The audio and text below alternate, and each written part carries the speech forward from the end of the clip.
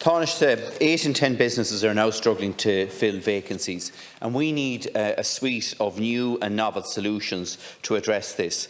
Now, the highest level of demand is across the banking, finance and insurance sectors, jobs that can be done in any part of this country. And to achieve this, Tánaiste, we need to make our regions far more attractive, not just for employers, but for employees as well. I propose to take questions 10 and 30 together. I believe we can achieve a record number of 2.5 million people at work in Ireland by 2024.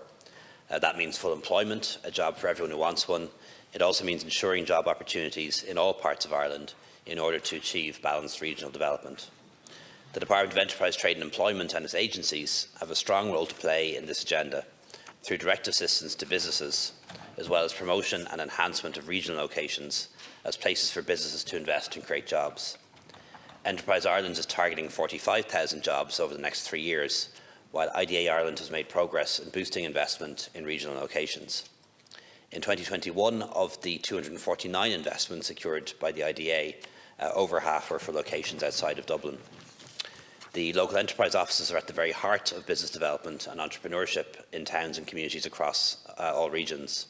And the LEOs have just come out of an 8th consecutive year of growth, with 7,400 new jobs created by LEO clients in 2021.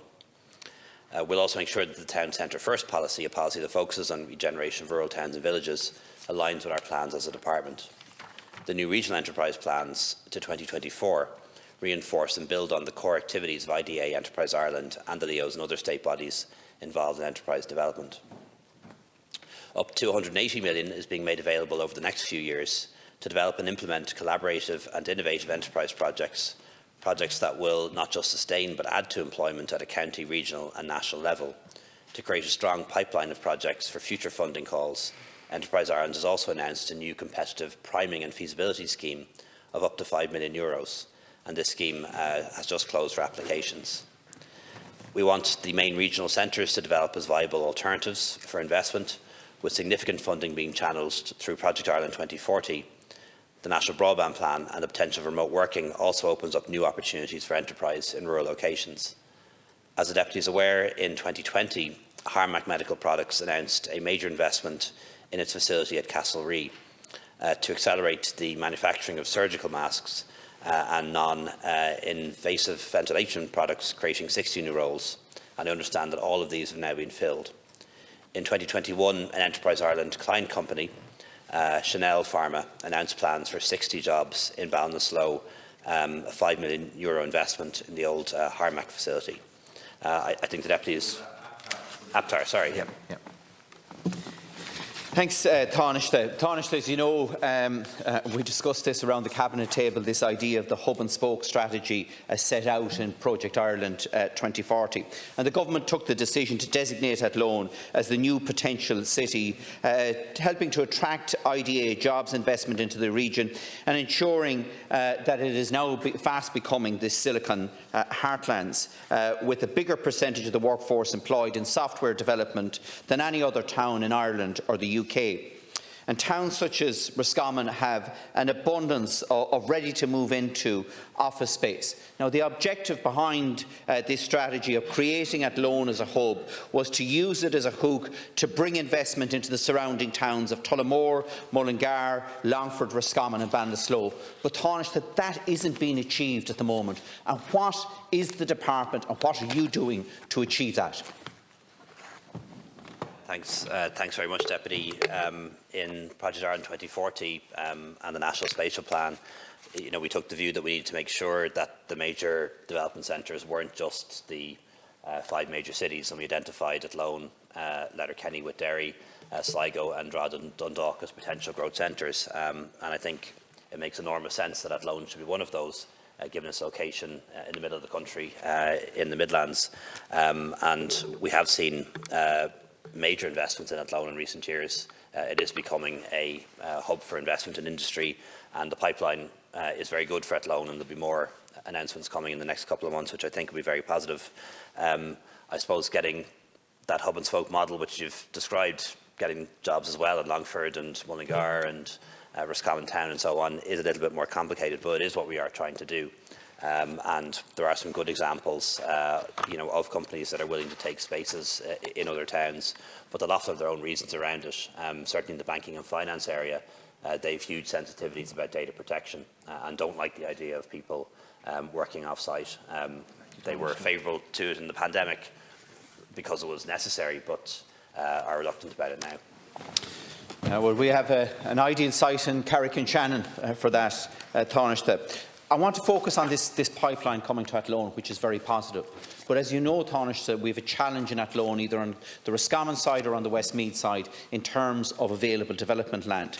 And yet, 15 minutes up the road, we have 50 acres of development land with water, wastewater, fibre optic cable, gas and the motorway on the IDA campus and adjoining lands at St Bridget's Hospital in Ballinasloe. Now, I've asked you before, Tánaiste, and you have agreed to look at the potential for the IDA to purchase some of those lands at St Bridget's and to develop a new industrial park there just west of the town of Athlone, to actually exploit that pipeline that's coming into Athlone at the moment. So can I get a commitment from you that the IDA will secure additional lands there and will market that campus in Ballinasloe? I want to thank the deputies for their remarks. We do have some very good IDA lands and a very good IDA site in Ballinasloe. I suppose the priority there would be to get it developed and to get jobs into it. Whether we need to expand it or not to include the old St Bridget's Hospital lands, I don't know, but I'll certainly speak to IDA about that. Decisions on property transactions are not made by the Minister for very good reasons, so I can't make a commitment on it because that's beyond my powers, but I will certainly speak to the CEO of the IDA about it. But I have been to the lands in Ballinasloe and I'll be confident that we will be able to secure investment there at some point in the future. There's also quite a significant land bank in Athenry as well, which I think could be useful in the future too. Tánaiste, if we look at towns like Roscommon that are... No, there's two questions grouped. I have 4 interventions on 2 questions. That's not as I understand. No, the standing orders is quite clear.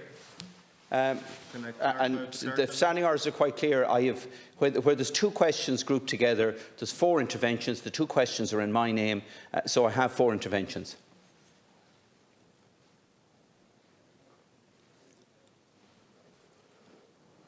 Fair to give you another minute, Deputy Naughten. Will you be able to understand you have 4 interventions, but will you console yourself with one additional minute? I will. Thank you. Tánaiste, if we look at towns like Roscommon, they're reliant on indigenous employers. But the supports for employers with more than 10 staff is only focused on the export sector. And the issue of import substitution is ignored. Now, this strategy needs to change post-COVID, particularly when we've seen the threats that we've had to supply chains. And when will you review that? And secondly, before the end of this decade, we will have the most geographically extensive web of pure fibre telecommunications network in the world in this country. This will be developed all around the major provincial towns within the next 18 months. And we need a new national and international strategy to attract inward investment into those provincial towns which have a very, very unique offering. You want to close on that? Absolutely. Yeah, to just say, under the new Enterprise Ireland strategy, the traditional 10 employees or less rule has been relaxed, and more we're supporting companies financially with loans and grants that are in that space, that they have more than 10 employees but are not an IDA or enterprise client. So I think we've kind of moved beyond that. But EU state aid rules do apply. So EU state aid rules allow you to treat micro companies differently. And that's not something we can change. And also, it doesn't make sense to give state aid to a company that is just going to take business from another company down the road.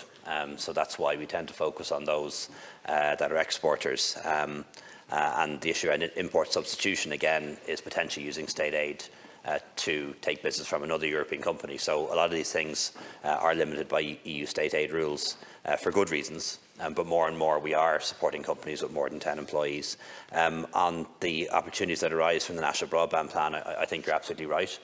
We are starting to see investments in towns that wouldn't have traditionally seen investments. Cashel and Medic, for example, just in recent weeks, really encouraging to see 40, 50, 100 jobs being created in relatively small towns, and I want to see more and more of that. And I do think that the provision of fibre in the National Broadband Plan will open that up in a way that wouldn't have been the case without it.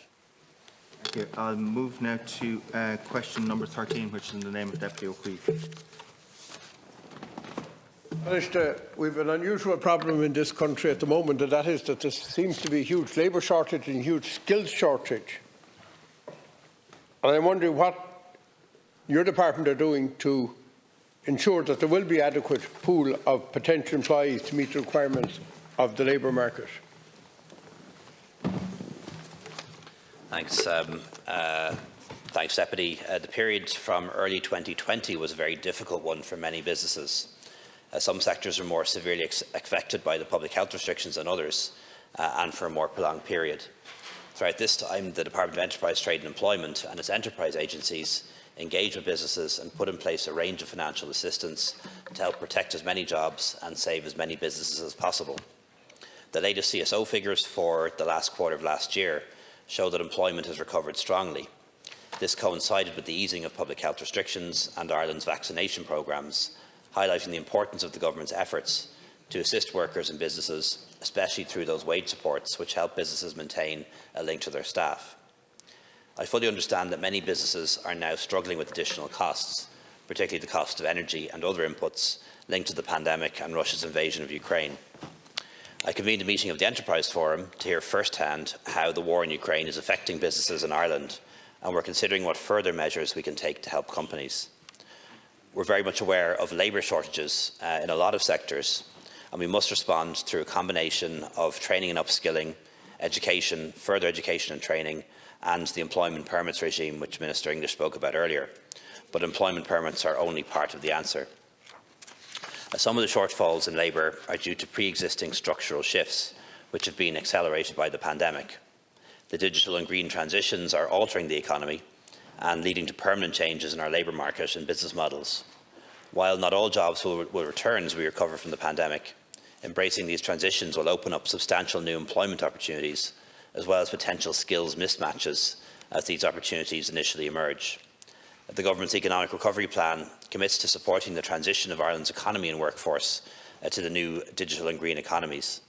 This goal will be realised through ongoing support for people in securing and remaining in sustainable and quality employment in areas of identified skills needs for business. This will be achieved in particular through a combination of 50,000 upskilling and reskilling opportunities and increased labour market activation interventions.